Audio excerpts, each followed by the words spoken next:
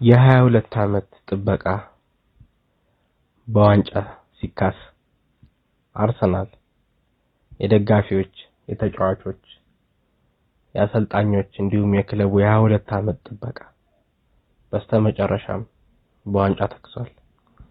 የሚካኤል አርቴታና የሰራዊቱ የ7 ዓመት የትረስት ፕሮሰስ እቅዳቸው መጨረሻም ፍሬ አፍርቷል። ይህ ከ22 ዓመት በኋላ የተገኘ ትልቅ በክለቡ ትልቅ ድል ነው። አርሰናል ለመጨረሻ ጊዜ በ2004 ኢንቪንሲብል ካሳካ በኋላ በ2003 እና 4 የውድድር ዓመት ኢንቪንሲብል ካሳካ በኋላ ለመጀመሪያ ጊዜ ያገኘው ትልቁ ዋንጫ ነው። ተመልካቾቻችን ኪክኦፍ ስፖርት ተጀምሯል። አርሰናል በሜይ 24 እንግዲህ ትልቅ ድል እንዳሳካ ሁላችንም እናውቃለን። ይቀጣ ሜይ 22 ትልቅ ድል እንዳሳካ እናውቃለን። ይህን ትልቅ ዋንጫ ከፍ አድርጎ ማንሳት ይችላል። ስፔሻሊ ዘንድሮ እጅግ የፕሪሚየር ሊጉ እንዳለፉት ጊዜያት ሁሉ አጓጊ ነበር። ፉክክሩ በስተመጨረሻ አርሰናል ዋንጫውን ሊያሳካ ይችላል። አርሰናል ከ22 ዓመት በኋላ ዋንጫ አሳክቷል። እዚህ ላይ አንዳንድ ነገሮችን እንበል። በአመቱ ሲጀመር ስፔሻሊ ባለፈው የክረምት የዝውውር መስኮት አርሰናል ወደ 8 የሚሆኑ ተጫዋቾችን ማዛወር ችሏል። የተለያየ ቦታ ላይ ስኳዱን በደንብ አጠናክሮ ነበር የጀመረው ሚካኤል አርቴታ። ይሁን እንጂ እንደዛም ቢሆን አርሰናል ከጉዳት ማምለጥ አልቻለም። ዘንድሮ እጅግ በጣም ተደጋጋሚና ብዙ ጉዳቶች ነበር ያስተናገደው። ያንንም ተከትሎ ስፔሻሊ በመጀመሪያዎቹ የውድድር ዘመናት ከሃቨርትዝ ለ4 ወር ቡካዮ ሳካ፣ ማርቲን ኦዴጋርድ አብዛኞቹ የክለቡ ቁልፍ የሚባሉ ተጫዋቾች ከስኳዱ ጋር አልነበሩም።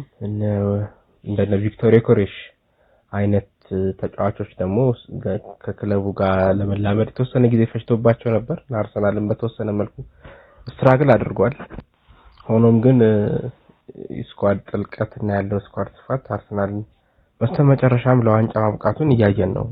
ሚካኤል አርቴታ ያለፉት 7 ዓመታት ትረስት ፕሮሰስ ስፔሻሊ ባለፉት 3 ዓመታት ሁለተኛ ሆኖ የጨረሰባቸው ዓመታት እጅግ አስቆጪ ነበሩ። ከ2022 ከ2023 ሳይታሰብ ለዋንጫ ተፎካካሪ ከነበረው ያ ቡድን በማንቸስተር ሲቲ የታየት ዋንጫውን ሲነጠቅ ያ ቡድን ማንቸስተር ሲቲ 89 ነጥብ ነበር ያሳካው በዛን የውድድር ዓመት። አርሰናል በ85 ነጥብ ሁለተኛ ነበር የጨረሰውና ያን የውድድር ዓመት ጀምሮ ከዛ በ2023-2024 እንደገና ከማንቸስተር ሲቲ ጋር የነበረው አንገት ለአንገት በነበረው ፉክክር ላይ በ2 ነጥብ ነበር አርሰናል አሁንም ፕሪሚየር ሊጉን ዋንጫ ያጣው። በዛ የውድድር ዓመት ማንቸስተር ሲቲ ትሬብል የሰራበት እጅግ አስገራሚ ዓመት ነበር። የጋርዲዮላ ሰራዊት እንደምናውቀው በዛ የውድድር ዓመት ኤርሊንግ ሃላንድን የሁለተኛው ዓመቱ ነበረ። በጣም ድንቅ ጊዜ ነበር ያሳለፉት። ትሬብል አሳክተው ነበረ። ፕሪሚየር ሊጉንም በ91 ነጥብ ያሳካው አርሰናል 89 ነጥብ ቢሰበስብም ግን ከፊቱ ያለው ፔፕ ጋርዲዮላ ስለነበረ ዋንጫውን ማሳካት አልቻለም። ከዛም በአርኔ ስሎት ሊቨርፑል እንደገና ዋንጫውን ተነጥቋል። በዛ ውድድር ዓመት የነበረው እንኳን ለፉክክር ይበቃል ብዬ አላስብም። ስፔሻሊ አርሰናል እጅግ በጣም ብዙ ጉዳቶች ነበር ያስመዘገበው። ፕሪሚየር ሊጉ ላይ ተፎካክሯል ለማለት በተወሰነ መልኩ ያስቸግራል። ይልቅ ከዛ ውድድር ዓመት በጥሩነት የምናነሳው አርሰናል በቻምፒየንስ ሊግ ውስጥ ከግማሽ ፍጻሜ መጓዙን ነው። ዘንድሮ ከ3 ዓመት ሁለተኛነት ጥበቃ በኋላ ከብዙ ትችቶችና ከብዙ ጥበቃ በኋላ ዘንድሮ አርሰናል ዋንጫውን ከፍ አድርጎ ማንሳት ይችላል። ስፔሻሊ በዚህ አጋጣሚ ለሚካኤል አርቴታ እንዲሁም ለአርሰናል ደጋፊዎች እንኳን ደስ አላችሁ ማለት እንወዳለን። በፕሪሚየር ሊግ ታሪክ አርሰናል 14ኛ የፕሪሚየር ሊግ ዋንጫውን ያነሳው። ፕሪሚየር ሊጉ ደግሞ እንደ አዲስ በ1992 ጀምሮ ፕሪሚየር ሊግ ተብሎ ስያሜውን ይዞ ከቀጠለ በኋላ ደግሞ 4ኛ ጊዜ ነው ዋንጫውን ከፍ አድርጎ ማንሳት የቻለው። እንደሚታወቀው ማንቸስተር ዩናይትድ በሰር አሌክስ ፈርጉሰን በታላቅ አሰልጣኝ ጊዜ 13 ጊዜ ይህን ዋንጫ ከፍ አድርጎ ማንሳት ይችላል። ከዛ መቀጠል አይ ቲንክ ያለው ማንቸስተር ሲቲ ነው 8 ጊዜ።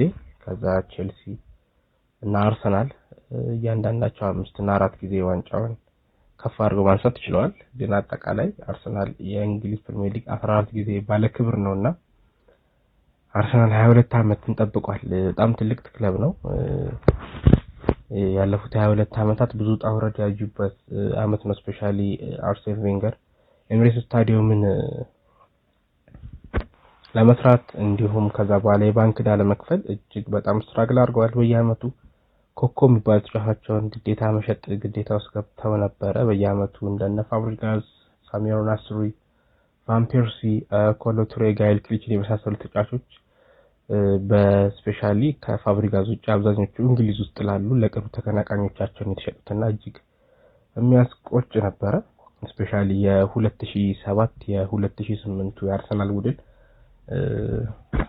እኔ በእድሜ ካየሁት የአርሰናል ቡድን እጅግ የተሻለ የላቀ እግር ኳስ የሚጫወት እጅግ የተደራጀ ቆንጆ ቡድን ነበር። ያ ቡድን ለዋንጫ እጅግ ከቀረበ በኋላ ይመስለኛል ሌስተር ሲቲ የበላበት አመት ነው አርሰናል ሁለተኛ ሆኖ የጨረሰበት አመት ለዋንጫ የቀረበው። የ2007-2008 ቡድን ለማንሳት ያክል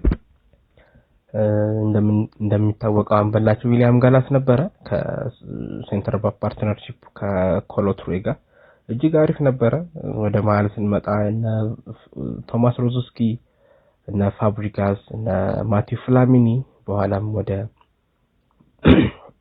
ኤሲ ሚላን ሄደው እና አሌክዛንደር ሁለት በዛው አመት ወደ ባርሴሎና መጓዝ የቻሉበትን ጊዜ እናስታውሳለን። እና አቡዲያቢን የመሰለ ተጫዋች ነበር። ምንም እንኳን ጉዳት ቢያስቸግረውም ፊት መስመር ላይ እና ኢማኑኤል አዲቬር በዛ የውድድር አመት በሁሉም ኮምፒቲሽን ከ30 በላይ ጎል ማስቆጠር የሚታወስ ነው። እንደነ ቫን ፐርሲ እስኪጎዳ ድረስ ስፔሻሊ ደግሞ የኤድዋርዶ ዳ ሲልቫ ያንን ጉዳት ካስተናገደ በኋላ ነው ቡድኑ የተንሸራተተ የመጣው። ኒኮላስ ቤንትኖር እና ቴዮ አልኮትን የያዘ ድንቅ ቡድን ነበር። ያ ቡድን አይ ቲንክ አርሰናል ከበርኒንግሃም ሲጫወት ኤድዋርዶ ዳ ሲልቫ በጣም ያንን አሰቃቂ ሆሪብል የሆነ ጉዳት ከተጎዳ በኋላ ነው መንሸራተት የተጀመረው። በዛ የውድድር አመት ማንቸስተር ዩናይትድ ነበር የሊጉን ክብር ከፍ አድርጎ ማንሳት የቻለው።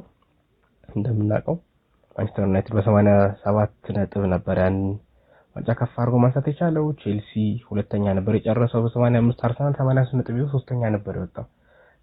በዛ አመት እንደ አርሰናል ውብ እግር ኳስ የተጫወተ ቡድን አለ ብዬ አላስብም። ኢቭን ከፕራይም ባርሴሎና ጋር ራሱ ሊገዳደር የሚችል ውብ ፉትቦል ነበር ያየነው በዛ አመት።